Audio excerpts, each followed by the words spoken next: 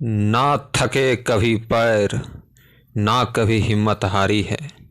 ना थके कभी पैर, ना कभी हिम्मत हारी है। हौसला है ज़िंदगी में कुछ कर दिखाने का, इसलिए अभी भी सफ़र जारी है, इसलिए अभी भी सफ़र जारी है।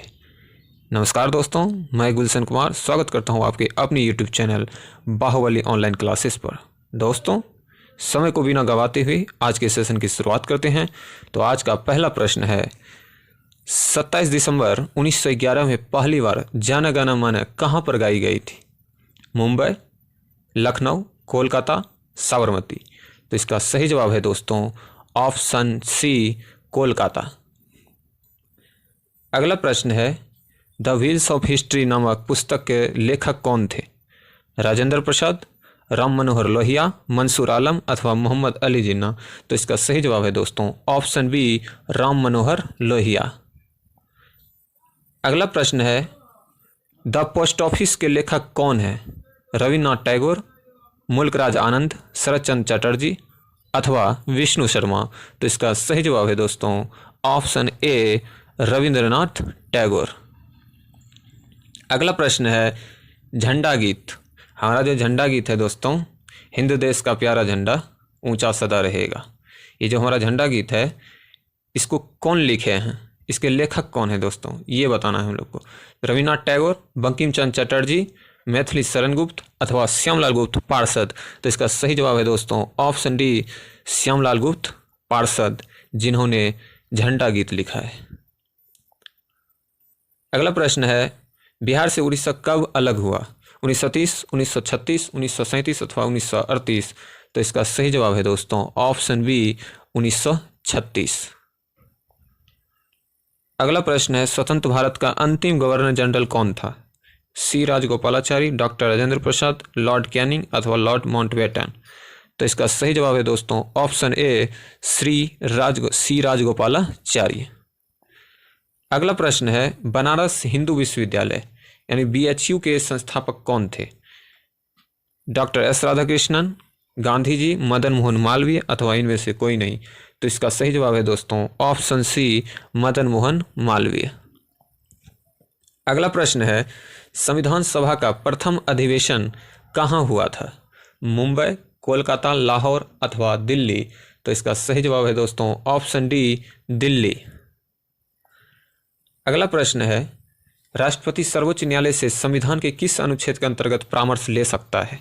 अनुच्छेद 123, अनुच्छेद 352, अनुच्छेद 312, अनुच्छेद 143। तो इसका सही जवाब है दोस्तों ऑप्शन डी, अनुच्छेद 143। अगला प्रश्न है, किस अनुच्छेद में यह प्रावधान किया गया है कि संघ की राजभाषा हिंदी तथा लिपि देवनागरी होगी? अनुच्छेद 324, अनुच्छेद 343, अनुच्छेद 352 अथवा अनुच्छेद 371। तो इसका सही जवाब है दोस्तों ऑप्शन बी, अनुच्छेद 343। अगला प्रश्न है, स्वतंत्रता का अधिकार संविधान के किस अनुच्छेद में वर्णित है? अनुच्छेद 14 से 18, अनुच्छेद 19 से 22, अनुच्छेद 23 से 24 अथवा अनुच्छेद 25 से 30। तो इसका सही जवाब है दोस्तों ऑप्शन बी, अनुच्छेद 19 से 22। अगला प्रश्न है, भारतीय संविधान के अनुच्छेद 25 का संबंध किससे है? समानता के अधिकार से, संपत्ति के अधिकार से, धर्म की स्वतंत्रता से अथवा अल्पसंख्यकों की स्वतंत्रता से। तो इसका सही जवाब है दोस्तों ऑप्शन सी, धर्म की स्वतंत्रता से। अगला प्रश्न है, भारतीय संविधान के किस अनुच्छेद में संवैधानिक उपचारों का अधिकार दिया गया है? अनुच्छेद 30, अनुच्छेद 31, अनुच्छेद 32 अथवा अनुच्छेद 35। तो इसका सही जवाब है दोस्तों ऑप्शन सी, अनुच्छेद 32। अगला प्रश्न है, एक व्यक्ति राष्ट्रपति पद के लिए अधिकतम कितनी बार निर्वाचित हो सकता है? 2 बार, 3 बार, 4 बार अथवा कोई सीमा नहीं। तो इसका सही जवाब है दोस्तों ऑप्शन डी, कोई सीमा नहीं। अगला प्रश्न है, भारतीय संविधान के अनुसार कार्यपालिका का प्रमुख कौन होता है?